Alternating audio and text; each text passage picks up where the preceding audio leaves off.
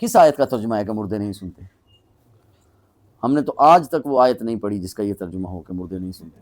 قرآن کریم میں اِنَّكَ لَا تُسْمِعُ الْمَوْتَى، آپ ان کو نہیں سنا سکتے۔ اور آیت بھی یہ کافروں سے متعلق ہے، اِذَا وَلَّوْا مُدْبِرِينَ، جب مردے پیٹ پھیر کر بھاگ رہے ہیں اس وقت نہیں آپ سنا سکتے۔ اگر مردے قبر میں بیٹھے ہوئے ہوں پھر تو سنا سکتے ہیں کہ نہیں سنا سکتے؟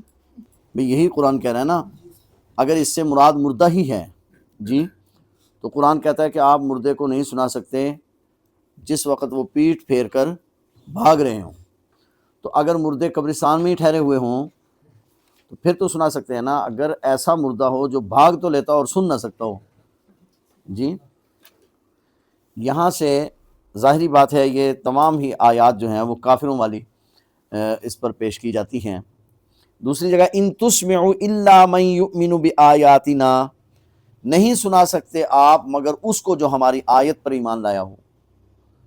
تو اس کا مطلب یہ ہے کہ آیت سے مراد مردے ہی ہے، تو پھر ان تسمع الا من یؤمن بآیاتنا پھر معنی ہوگا کہ آپ ویسے تو مردوں کو نہیں سنا سکتے مگر جو ہماری آیات پر ایمان لائے ہوئے مردے ہوں یعنی مسلمان مردے ہوں ان کو آپ سنا سکتے ہیں۔ آیت کا مطلب تو یہ ہے کہ آپ کافروں کو نہیں سنا سکتے، ہاں جو ہماری آیات پر ایمان لے آئے اس کو آپ سنا سکتے ہیں۔ یہاں اس سما سے سماع نافع مراد ہے، یعنی ایسا سننا جو نفع دے، تو آپ ان کافروں کو نہیں سنا سکتے جو ان کو نفع دے۔ جہاں بھی ہے وہاں یہ ہے کہ آپ ان کو نہیں سنا سکتے اور مراد کافر ہیں، لیکن اگر اس سے مراد مردے بھی لیے جاتے ہیں تو ذرا غور کیجئے، اسماع کی نفی ہے نا کہ آپ نہیں سنا سکتے۔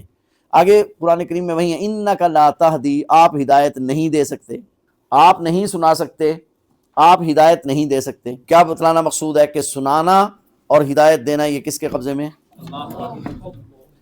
اچھا یہ کہتے ہیں جب یہ کہہ دیا کہ آپ نہیں سنا سکتے، آگے دوسرا معنی خود بنا لیا کہ وہ سن بھی نہیں سکتے، پھر چلیے ادھر بھی آپ ہدایت نہیں دے سکتے۔